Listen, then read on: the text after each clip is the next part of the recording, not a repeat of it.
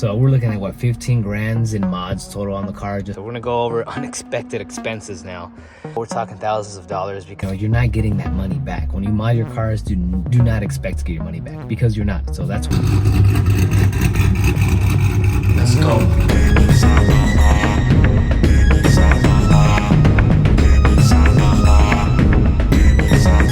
What's going on YouTube? SRT Dad, and it's been over 5 years with my 2009 Dodge Charger. I'm gonna let you know everything you need to know about my experience with these SRT-8s. I'm gonna give you some pros and some cons. So let's go ahead and let's get started with this video. Let's go ahead and let's start with your obvious cons. Ooh, it is bright out here. All right, so with the cons, let's just start off with maintenance. So maintenance on these Chargers specifically, right? I'm talking about my experience with this specific car, all right? Now I'm not talking about these Dodge Chargers in general. I'm talking about my 2009 Dodge Charger SRT-8. So my personal experience with the car, right? Cons, we're gonna go off of maintenance. Maintenance, obviously, you know, you're gonna need your oil change every 3,000 to 5,000 miles. So the tires. These Dodge Chargers, the SRTs, they come with a staggered setup. I believe stock, it's gonna be I think it's 245 up front and 255 in the back. I don't know the wheel size stock. I wanna say 9 and 9.5, but it is a staggered setup on these Dodge Charger SRT-8s. The next thing with these SRTs, we're gonna go brakes. Brakes is an obvious cost. They're not cheap to change the brakes. How you looking at an average cost of $1,300 to change the brakes on these SRTs. So when you change the brakes, obviously you're gonna do brake pads like you would any other car, but most other cars you can just resurface the rotors. But on these, you have to get a whole new set. So that's why they're expensive. Or these Hemis in general, is when you do spark plugs, if you get a tune-up on the car, so your typical V8 is gonna have 8, these have double that. They're gonna have 16. All right, so like I was saying, cons, right? Tires, staggered setup. Mine's are 315 up back, but stock I think is 255 and 245 up front. But obviously with these bigger tires, being a staggered setup, it's gonna be more expensive. You can see here, here's your brakes. Like I said, it'll last you 30,000 miles if you're lucky, maybe 35 if you're easy on them. But I've changed mine twice over the course of 5 years. But like I said, I've only put what 40K miles on it in 4 years, and I've gone through. This is my second set of brakes. These are still pretty new. I've only changed them like less than 5,000 miles ago, I believe. So like I was saying, these Hemis, they come with 16 spark plugs, right? So 2 in each spot right here in each cylinder. Oil changes every 3,000 to 5,000 miles, expect that. So with me, I actually used to have a tower brace on it, and I think that may have led to this next expense that I wasn't expecting. So we're gonna go over unexpected expenses now. So the first one being for me was I had a lot of power steering issues. So the first one, I think, was the power steering pump went out on me along with the hoses. I went through one power steering pump. Remember, this is 2009, so you gotta expect some things to mess up. But the funny thing was that I went through 2 power steering racks. So the first one was an aftermarket one, and then the second one was a OEM one, and I haven't had any issues with the second one, but I did have problems with my power steering line twice. So when all this was happening, I did have a strut tower, and I don't know if that's what did it, but I did notice when I had my strut tower on that it just made the suspension a lot tighter, and it put a lot of stress on the suspension if one tire was getting hit and the other one wasn't. So it's just a theory that I have. I don't know if that's actually what caused it, but that was one of my unexpected expenses. Another unexpected expense I had was my alternator. It did go out on me. Well, it didn't fully go out on me, but it was starting to, and I had to change that. So with all these parts that I changed out, we're talking thousands of dollars because I did it at at your typical, Brakes Plus type shop, Grulix type shop. So I paid freaking full price. I'm sure if I went to a homie or something, and I know a few now, if I would have went to them, I'm sure I could have saved a lot of money if I just bought the parts and had them change it out for me. So if you want to bash me in the comments, feel free to. I've already been bashed, but I've already bashed myself enough. So I have modded the car over the last 5 years. I've done so many things to it. Mostly aesthetics at first. Let me close this door. It was mostly aesthetics, like, wheels. Obviously, they have the Hellcat reps now. The tires. I've messed around with different wicker bills and whatnot. I had a Danko front lip. That's all gone. As far as the aesthetics, like, if you follow the channel, pretty much all the things that I've done to the car, I even have the steering wheel right here. I'll go ahead and show it to you. You can see in here, it's kind of what it looks like in here. You can see shift boot. It's not really a manual. Carbon fiber wheel, carbon fiber strips on the car and whatnot. Tuner. I've probably spent like a good 5 G's on just aesthetics only. I'll put pictures of different stuff, different mods I've had on the car over the years, but yeah, I probably spent like a good 5 G's on them. So just be ready to spend money when you get one of these cars, because you try to buy them, you say you'll keep them stock, but for most of us that that never happens. As far as for performance mods, I've done a whole cam kit through SRT AutoWorks. It's the SRT Max Plus cam. I have Cook's long tube headers and Borla exhaust along with the tune from UMS Tuning. That ran me $10,000. So the cam kit alone was $5,000, and then the long tube headers and exhaust, that's what got me up to that $10K. So we're looking at what, 15 grand in mods total on the car, just about. So, and I bought the car May of 2019 for $20,000. So we're talking $35K total I've spent on the car. Year's salary right here. What I call them? Fun coupons. So that's definitely a con. You just have to admit it's a con. That's a lot of money. Obviously, I didn't spend it all at once, but if we're talking about cons right now, and that's the cons. So just be ready to, you're gonna have some unexpected maintenance costs. Be ready to pay big on brakes. Make sure you keep up with the oil changes. Be ready, if you got to change those spark plugs, it's gonna cost double the amount of your typical V8.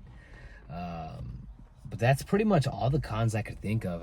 It's and if you consider the cost of modding a cost, which I do, because it's money that's not, you're not getting that money back. When you mod your cars, do not expect to get your money back, because you're not. So that's why I put it on the cons list. But that's pretty much all I have for the cons. One more I could think of is just specifically with these 6.1 Hemis. They get hot in the summer. I live in Arizona. It gets up to 120 degrees sometimes, and these Hemis, I've hit 230 degrees a few times. You okay? Yes, I'm okay. Where I had to just stop the car from running it. I've gone through a lot of thermostats too. I think, when you get aftermarket thermostats, it's always hit or miss. I did get a I think it's called Mishimoto. I hope I'm pronouncing that right. But that one, I changed it myself. The first 2 times, I think SRT AutoWorks did it one time. It worked for a good little while, and it went bad again. And then I had my homie Mario do one, and I think he put the little hole on the cap on the thermostat. I think he put it on backwards, and it went bad eventually. So then I got the Mishimoto one. I did it myself, and it's been good ever since. But yeah, the 6.1 Hemis, they'll get hot. That intake, aluminum intake manifold you saw, those get really hot in the summer, and they heat soak a lot, much like a supercharger without the supercharger power. So you heard all the pros. Now let's get on with you heard all the cons. So now let's get on with the pros. What are the pros of this car, right? I'll just tell you right now, I fell in love with this car on day one. Day one, I test drove it, and they actually let me test drive it myself, I thought it was pretty cool. And I took it on the highway, and man, just feeling that throttle for the first time was insane. The feeling of a stock 6.1, it felt different. I came from a 5.7, a 2018 5.7, 17 I think, and I actually crashed it, and that's how I ended up in this car. But yeah, the first time I test drove it, it was it wasn't just a feeling. It's hard to describe these older 6.1s. They just got more of an old school muscle car vibe to them. Like, you feel it when you drive it, you look at it. It's just an older vibe, old school muscle vibe, and that's one of the major pros about these cars. Another pro is that these cars, I mean, you're not gonna see them out in the streets a lot, rarely. Oh, yeah, my headlight's getting fogged up. That's a con of these cars. That'll happen when you watch it every now and then. But yeah, these cars, they just, you don't see them on the road anymore, especially in a condition like this one. But yeah, these cars, you just don't see them around anymore. I think there only made like 900 and something of these this specific year. So yeah, these cars are rare. Definitely a pro. They're rare cars. The next pro that I like is that it's 4 doors. See? And it fits 5 people comfortably, including my one of my babies here. But yeah, 4 doors and a muscle car. Definitely a pro. Another pro with my Charger that I put on my list is that you're different. They not like. You know what I mean? You're not like the other guys with the newer Chargers. You know what I mean? You're gonna be different. You have a car that not many people have, and I'm talking about all the 6 gens, like SXT, RT, and obviously the SRT-8s. Like I said, there's not that many of them, so you're gonna be different. They not like. That's, to me, that's a pro, because you're gonna stand out more than the other Chargers, especially if you have a clean one, and one that's or if you restored one and made it look clean again, you're gonna stand out. And these cars, before I started this channel, which is another pro, nobody really talked about them, so you're definitely gonna stand out. Another pro is that for me, like I said, this is just about me, personal experience, right? I started a YouTube channel, right? You guys are watching it right now, and it took off really, I don't want to say really fast, but it took off in a way I didn't expect it to. I just did it for fun. I still do, but I got a following on here and on Instagram, and I like, as much as I want to say it's because of me, you know, my personality or whatnot, it probably isn't. It's the car. I started promoting a car that not many people knew about. I mean, even today, they don't really know about them. But back then, you know, 3 years ago when I started this channel, nobody knew about them. And now it's like everybody wants to get their hands on them, and the prices have gone up. Obviously, you know what I mean, a pro, these cars, you know, no matter what year you get, they turn heads, especially when you mod them with clean, you know, tasteful mods, they turn heads. And one thing about this specific car that I like, that's a major pro for me, is the front end. The front end of these 6th gen Chargers, I think they have the meanest front ends out of all the generations. And I'm talking even the freaking 70s, man. I feel like the front end of these cars are just so menacing. It's just standing there, menacingly. Another pro is just these cars, just to have a personality to them. I feel like the soul that these cars have is just a very, very strong personality. Another pro for these older Chargers, right, is that the insurance is going to be low, even on these SRT-8s. I mean, this SRT-8 cost me less on insurance than my RT did, my 17, mainly, right, because of the value of them. So you're going to get a good insurance rates on these older cars, because you're not going to get that Hellcat tax on these things. Lastly, like I said, this video applies to me personally, right? I think I benefited that I get a good resale value. For me personally, I'm not going to say if you go buy one and you sell it, you're going to get a good resale value. Me, I bought this car for $20,000. I'm sure I can get $20,000 back. Stop worrying. You know, 5 years later, 40,000 miles later. Right now, the car's sitting at 61,000 miles. I bought it with 23,000 miles. I think I get 20,000. So that's definitely a pro for me. But yeah, that's been my experience. I'll make sure I'll put a lot of clips and whatnot of my experience with the cars and memories and whatnot. But yeah, I love this car. 5 years later, I still love it more than ever. Do I want to get like a Hellcat or something like that? Or do I plan on it? Hell yeah, I would love to get a Hellcat. But would I sell my car to get a Hellcat? Hell no. I'm sure eventually I'll get a Hellcat on the channel along with my SRT-8. But I do definitely plan on building the SRT-8, getting some forced induction in here and getting those horsepower numbers way up. But right now it is making, 423 to the wheel, which equates to about 500 horsepower. But I'm very happy with the car. I don't plan on selling it, honestly. But yeah, that's my experience on my personal experience on these older Chargers. 2009 Charger SRT-8. If you have any questions or any comments you want to let me know about, hit up that comment section. But I really do appreciate all of you that have been on this journey from day one, from day one on the Facebook groups, because that's when I first started posting this car, was on those Facebook groups back in the day with Anthony. He actually has a YouTube channel again. I'll make sure to put his ad on here. He's the one that, thanks to him, I posted on there and I got a lot of recognition. I actually asked that group if I should start a YouTube channel, and they're like, yeah, absolutely. So yeah, that's my experience on my 5 years of ownership on this Dodge Charger SRT-8. Just brief summary, just expect a lot of maintenance costs. Expect to spend on mods. Even if you think you're not, you're gonna spend on mods. We all do. We just can't help ourselves. But that's gonna be all for today, YouTube. I'm SRT Dad. I appreciate you for watching. If you enjoyed this content, hit that like button and please subscribe. It means a lot to me. I'm out.